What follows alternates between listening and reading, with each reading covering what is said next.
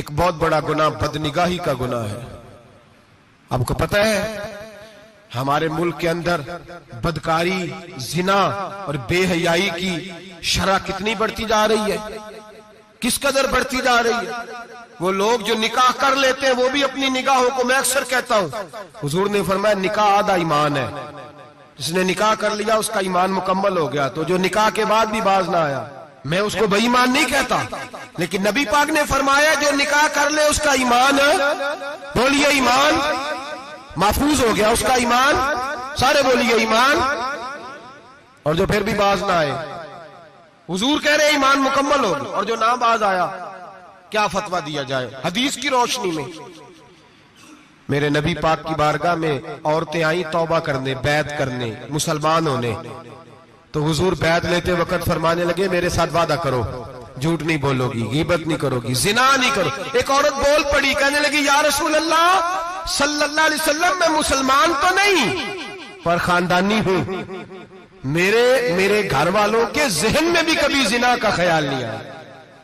हम तो इसे खानदानों के वकार के खिलाफ समझते हैं। रोज बुरी नजर से किसी को देखना और किसी के बारे में गलत बातें, नाराज ना होना। बहुत सारे बूढ़े भी लज्जत ले लेके जुर्म बयान करते हैं, गुनाह बयान करते हैं, गलत बातें करते हैं, किसी औरत के बारे में तबसरा करते हैं। क्या समझते हैं मर्द और औरत माज़अल्लाह ताला एक कमरे में जाके बदकारी करें तो वही जिना है? मेरी तरफ देखिए और झांक करके सुनिए क्या अर्ज कर रहा हूं, इधर देखिए मेरी तरफ। नबी पाक सल्लल्लाहु अलैहि वसल्लम ने फरमाया जिना जुबान का भी होता है, जिना कान का भी होता है, जिना आंख का भी होता है। हुजूर किस तरह? फरमाया जिसने गंद देखा उसने आंख का जिना किया, जिसने लज्जत लेके सुना, चुप नहीं कराया, पूरी बात सुनी, वो भी जानी है। और जिसने गंदी बात बोली वो मुंह का जानी है, जिसने गंद सोचा वो दिमाग का जानी है। और जानी को सबसे पहली सजा अल्लाह ये देता है कि सजदे की लज्जत छीन लेता है, इबादत का सुरूर छीन लेता है, उसका नमाज में दिल नहीं लगता। कुरान में सबसे पहली सजा उसे अल्लाह अपने दरवाजे से दूर कर देता है। भाइयों आज हमारे सजदे बेकैफ हैं, आज लोग गलत जगह पे घंटों बैठे रहते हैं। मस्जिदों में लोगों के दिलों को घबराहट होती है, लोग भागते हैं। मेरे नबी पाक ने फरमाया तो नजर को पाक कर ले, अल्लाह तेरी इबादत में लज्जत पैदा फरमा देगा। मेरे भाई याद रख ले और सुन ले, सबसे कमजोर आदमी वो है जिसका जहन पाक नहीं, सबसे कमजोर आदमी वो है जो किरदार का गलत है। एक बात मैंने पढ़ी, आप यकीन करें मेरा दिल करे कि मैं आग लगा दूं इस उन्वान को जिस पे गंदगी लिखी जाती है, उन अखबारों को, उन चीजों को जिस पे गंद लोगों के दिलों में। वो इंडिया के एक वजीर आजम औरत गुजरी तो किसी ने उससे कहा कि पाकिस्तान ने तो तुम्हें शिकस्त दी है, तुम जीत नहीं सके बड़ा मुल्क होके। कहने लगी कोई बात नहीं, थोड़ा वक्त ठहर जाओ, हम इन पर तहजीबी यलगार करेंगे, इनके घरों में नंगा नाच करेंगे, ये गंदी तस्वीरें देखेंगे, ये गंद में उलझ जाएंगे। और जो कौम गंद में उलझ जाया करती है वो फिर किसी से लड़ने की ताकत नहीं रखती, उसके अंदर डट जाने की हिम्मत नहीं होती, उसकी गैरत के जनाजे निकल जाते। दिल करता है जल जाए वो, जल जाए जहां से बुराई फैलती, तबाह हो जाए वो इलाके जहां से गंद होता है। लोग गंद की कमाई खाते हैं, गंद की। एक्टरों के साथ खड़े होकर फोटोएं खिंचाते हैं और गुनाह पे फख्र करते हैं। और गंदे लोग कहते हैं अल्लाह का फजल है हम गंद फैला रहे हैं, सुम्मा माज अल्लाह।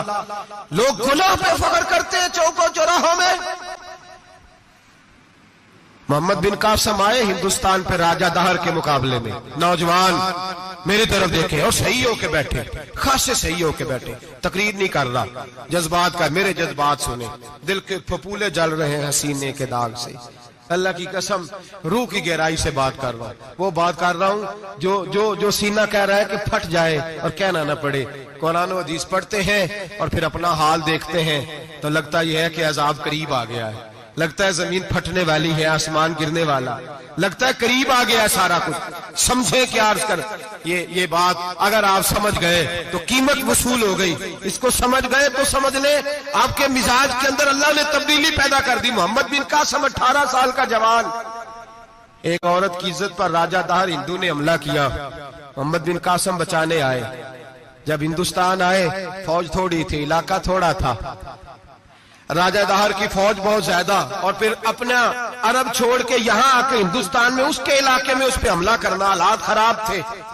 मोहम्मद बिन कासिम परेशान है। एक बुजुर्ग ने देखा, कहने लगे परेशान क्यों हो? कहने लगा सोचता हूँ इलाका भी उसका, फौज भी उसकी, मेरे फौजियों को तो रस्तों का भी नहीं पता, कैसे जंग करेंगे, किधर से आएंगे, और फिर हमें जुबान भी नहीं आती, कैसे काम होगा, डर रहा हूँ। 2-4 दिन गुजरे तो मोहम्मद बिन कासिम अशाश बशाश हो गए।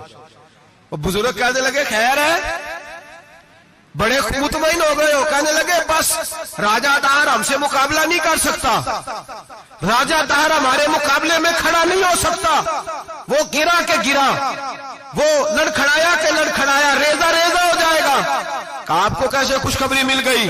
कहने लगे मुझे पता चला है कि राजा दहर जहन का गंदा है, वो तो चचा की बेटी को नहीं छोड़ता, मामू की बेटी को नहीं छोड़ता, खाला की बेटी को गंदी नजर से देखता है। जिसका जहन गंदा होता है वो किसी का मुकाबला नहीं कर सकता, हमें फतह होगी, फतह, वो गिरेगा।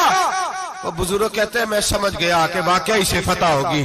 आज कश्मीर क्यों आजाद नहीं हो रहा, फलस्तीन में आग क्यों लगी हुई है? मुसलमान जब तक जहन का गंदा है, कमजोर है, जब तक जहन का नापाक है, कमजोर है। हजरत साद बिन अबी वकास रदी अल्लाह ताला अन्हु फरमाया करते थे, अल्लाह मुसलमान की मदद उतनी देर तक करता रहता है जितनी देर तक मुसलमान का जहन साफ रहता है, किरदार पाक रहता है। आग इसलिए मुआशरे में लगी है। नौजवानों तुम कहते हो कामयाबियां नहीं मिलती, उसे कैसे कामयाबी मिल सकती है जिसका जहन ही साफ नहीं?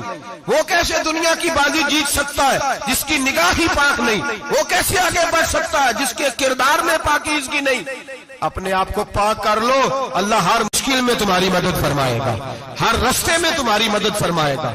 और मैंने कहा जब आदमी नापाक होता है तो रब करीम उससे इबादत की लज्जत छीन लेता है, और अल्लाह की सबसे बड़ी सजा यह है कि किसी को सजदा न लंबा करना दे। रब करीम सबसे ज्यादा उससे नाराज है जिसको कुरान पाक के खोलने की तौफीक ना हो। सबसे ज्यादा रब करीम उस शख्स से नाराज है जो अल्लाह की बारगाह में झुकने की लज्जत छोड़ जाए। मेरे नबी पाक सैयद आलम